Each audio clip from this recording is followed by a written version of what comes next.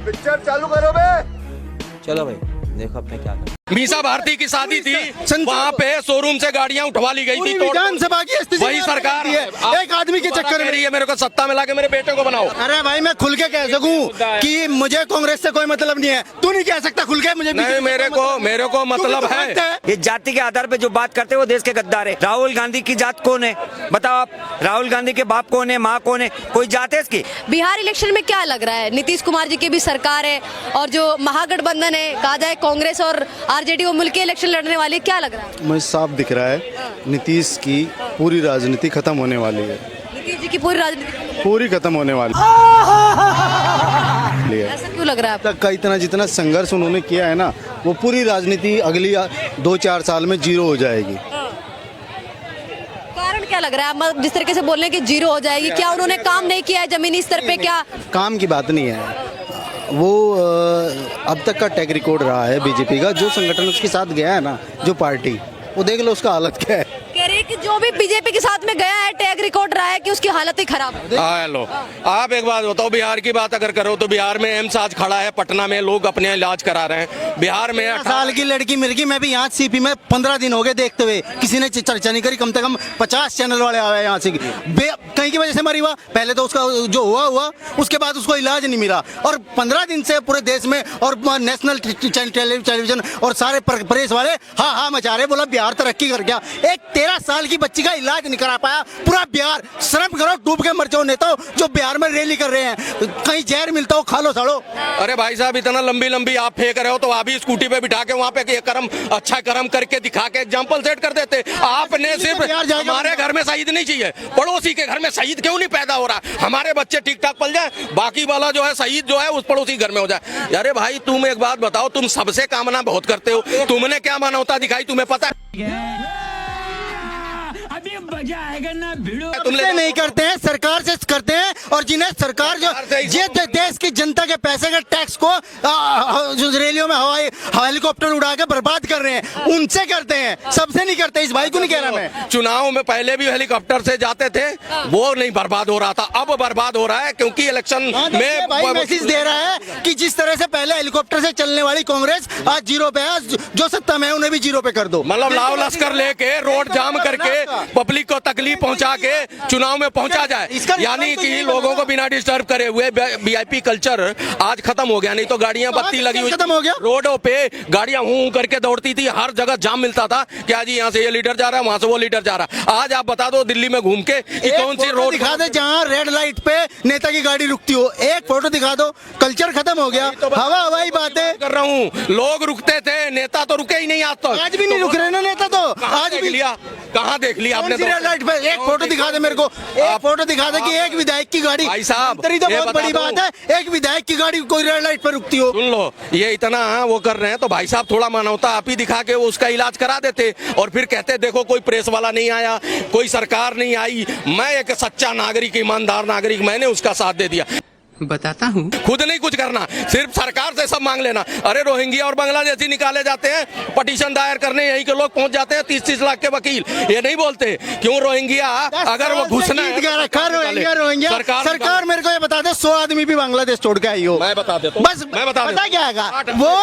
एक मिनट बाद थोड़ा भटक गए। आपने कहा कि बिहार में जनता, बिहार का हो चाहे कहीं का भी हो, जनता अपने सवाल ना पूछे नेताओं से, इसीलिए तरह तरह के सूफे छोड़ते रहते हैं टाइम पे। बस इतने वो खत्म। नीतीश हो चाहे कांग्रेस, हेलो, बीजेपी। आप कौन सा स्टेट से? आप कौन सा स्टेट से? यूपी से। यूपी में पूरा 100 में 100% वहाँ पे व्यवस्था सब कुछ है।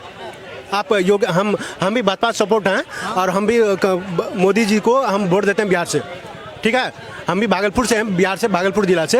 आप बिहार का जैसे नाम बोले कि एक रोगी के लिए मर गया, तो आज दिल्ली, पूरा भारत की राजधानी दिल्ली है। आज दिल्ली में जो जिसको पैसा है, बिना पैसा वाले का आज यहाँ पे दिल्ली में इलाज हो रहा है। बिना पैसा वाले का कोई बोल दीजिए कि हम डायरेक्ट एम्स में जाके 47 मैक्स मेदांता या जितना भी 4-5 पूरा दिल्ली में गरीब का भी इलाज नहीं हो रहा है भैया। यही नहीं, अभी और सुनिए। भाई साहब देखो, ये कहीं की ईंट कहीं का रोड़ा बानू में देने को क्वेश्चन नहीं करेंगे, सवाल आयुष्मान कार्ड बना के पूरे बीजेपी के सब राज्यों में सबको दे दिया, ठीक है। और भी बहुत सारी फैसिलिटीज वेलफेयर स्कीमें ले रहे हैं। आज राशन भी लाए होंगे उठा के भाई साहब, ये भी और ये भी सब कुछ ले रहे हैं, मजे इनको खूब है। लेकिन कोसना हर चीज का सरकारी क्यों नहीं कर रही है। रोहिंग्या की बात कर रहे थे, उसी पे आ जाता हूँ। 8000 झुग्गियां तोड़ी, 144 रोहिंग्या को डिकोड करके हवाई जहाज से बांग्लादेश भेजा जा रहा, वो म्यांमार भेजा जा रहा है। तो यहाँ का वकील पहुंच गया सुप्रीम कोर्ट, कहता है जी 40 को समुद्र में सरकार ने ले जाकर फेंक दिया। तो उन्होंने सुप्रीम कोर्ट ने बोला आपको कैसे सूचना मिली? बोला जी मैगजीन में छप गया। बोले मनगढ़ंत मनोहर कहानियां मत सुनाओ वकील साहब, जब कोर्ट फटकार लगा रही है। लेकिन इन लोगों को सांप सूंघ गया, ये मोदी विरोध में इतने जहरीले हो चुके हैं, पूरा सिलेंडर भर के लेके घूम रहे हैं कि मोदी जी बड़ा लंबा कार्यकाल ले जा रहे हैं, आगे भी कुछ पता नहीं है, कुछ भरोसा नहीं है कि कोई और पार्टी आगे बैठेगी। तो मोदी जी हो रहा है, इसलिए परेशान है।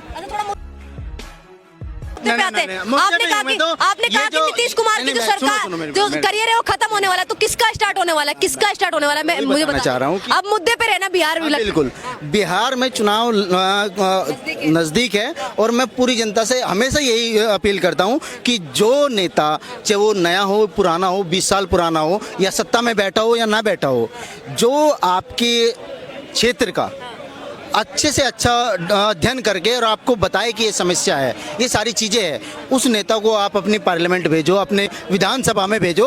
ये जो लोगो बने हुए हैं ना आजकल, जैसे जीतेगा कौन नहीं जीतेगा, अरे राय तो देने कौन रहा है? मेरा सवाल ये है कि आ कौन रहा है? मेरा सवाल ये है क्या बराबर है, मतलब यस या नो, यस या नो। डेमोक्रेसी में यस या नो ही होता, उसमें तो पूरी विवेचना होती ये है। कह रही हूँ कि अगर विवेचना ही डेमोक्रेसी है।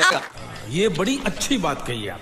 आपने खुद ही बोल दिया, नीतीश कुमार का करियर खत्म होना है, डेमोक्रेसी खत्म हो जाएगी ना, या तो आप राइट जाओगे या लेफ्ट जाओगे। आपने कहाँ रहेगी? कहा नीतीश कुमार का करियर खत्म होने वाला, तो मैं यही पूछ रही हूँ किसका शुरू? ट्रैक रिकॉर्ड है, आप देख लो, जो दल उनके साथ गया है उनकी क्या हालत है आज। जो दल उनके साथ में रहा है आज उनकी हालत देख लो क्या है। हम तो उसी को अंदाजा लगा के आदमी किस चीज को देखता है। मुख्यमंत्री के रूप में कौन आने वाला है? किस पार्टी से आने वाला है? ये तो जो वहाँ की बिहार की जनता जो विधायक चुन के भेजेगी वे डिसाइड करेंगे ना। नहीं गोलमाल कुछ नहीं है। ये जो आजकल मीडिया ने सेंटेंस फंसा रखा है ना कि मुख्य चेहरा कौन, उस मुख्य चेहरे को मैं मान लूं अगर उसके लिए चुनाव होता हो, मुख्यमंत्री के लिए चुनाव हो रहा है, विधायक चुनेंगे जनता और उन विधायकों पे बात होनी चाहिए। एक आडंबर बना दिया पूरा कि एक आदमी छाप दिया है, बैनर एक आदमी याद है मीसा भारती की शादी थी, वहाँ पे शोरूम से गाड़ियाँ उठवा ली गई थी, विधानसभा की स्थिति वही सरकार है। एक आदमी के चक्कर में है, मेरे को सत्ता में लाके मेरे बेटे को बनाओ। मीसा भारती की शादी में साधु ने गाड़ियां काली थी शोरूमों से, कहा मांगने क्या जरूरत है, ये तो अपनी है। और रेलवे लाइन जो बिछ रही थी वो जा रही थी 20 किलोमीटर दूर, वहाँ के इंजीनियर को बोला भाई गांव से ले जा, गांव में हमारे रिश्तेदार रहते हैं। वही सरकार की ये डिमांड कर रहे हैं। भाई साहब गोलमोल बता रहे हैं, रोस्टेड बातें कर रहे हैं, चाशनी वाली सीधी पूछो इनसे। अरे भाई मैं खुल के कह सकूं कि मुझे कांग्रेस से कोई मतलब नहीं है, तू नहीं कह सकता खुल के। मुझे नहीं, मेरे को मतलब है, मतलब है, वक्त नहीं है, हम सिर्फ देश के भक्त हैं, हम किसी पार्टी के भक्त नहीं है। चलो तो आपकी मर्जी। आप देखो सरकार जो डेवलपमेंट करेगी जो पार्टी भक्तों से उसके साथ है, देश को खतरा ही दे पार्टी भक्तों से है। हम सरकार के साथ हैं जो तरक्की करके दिखा रही है, जिसके परफॉर्मेंस अच्छे हैं, जो जातिवाद नहीं कर रही है, जातिवाद के नाम पे सरकार नहीं बना रही है, दो समुदाय की बातें नहीं कर रही है, वो सरकार चाहिए बिहार में। वही तरक्की करके दे सकती है। जातियों का भला का आज तक नहीं कर पाए ये, और जाति के नाम पे अगर ये आ गए फिर वही जातिवाद रहेगा। पार्टी बदल लिया साला। जातिवाद से बिहार निकलेगा, पनप के आगे जाएगा, वहाँ के युवा का पलायन रुकेगा, वहाँ तरक्की तो हो ही रही है। ये जो गद्दार होते हैं ना, जो जातिवाद की बात करते हैं, जाति कोई नहीं, एक आदमी और पुरुष की जाति होती है, नारी और नर की नारी जाति होती है। ये जाति के आधार पे जो बात करते हैं वो देश के गद्दार है, इनको भगा देना चाहिए। राहुल गांधी को मैं एक मिनट, राहुल गांधी की जात कौन है बताओ आप? राहुल गांधी के बाप कौन है, माँ कौन है? कोई जात है इसकी? ये जाति के अंदर देश को बांटने का काम कर रहा है राहुल गांधी। और जितने भी नेता है ये गद्दार है देश के, जो जाति के नाम पे देश को बांट रहा है। हिंदू एक जात है और इसके अलावा कुछ नहीं है। हिंदू खाली हिंदू है देश के अंदर और हिंदू ही रहेगा। और जितने भी ये फिरंगी जो घूम रहे ना वो भी हिंदू की औलाद है। ये बीच में पैदा हुए थे, ये सिर्फ हिंदू की औलाद है। ठीक है। मजा आया, और मैं ये जो मजा है हिंदुस्तान के हर व्यक्ति को देना चाहता हूँ। ठीक है ठीक है। ये जो गद्दार वाली बात कही ना भाई ने, हाँ। मैं बता दूं उनके वंशज आज भी जिंदा के जो गद्दार मुस्लिम लीग के साथ अंग्रेजों से पैसा लेकर सत्ता चलाई है आजादी से पहले, वे गद्दार आज भी देश में उनके वंशज घूम रहे हैं। हाँ, उनसे बच के रहना बहुत जरूरी है। कौन सा वंशज है? हाँ, आपने युद्ध लड़ा? कितने लठ खाई जो है, इन्हें युद्ध लड़ा था?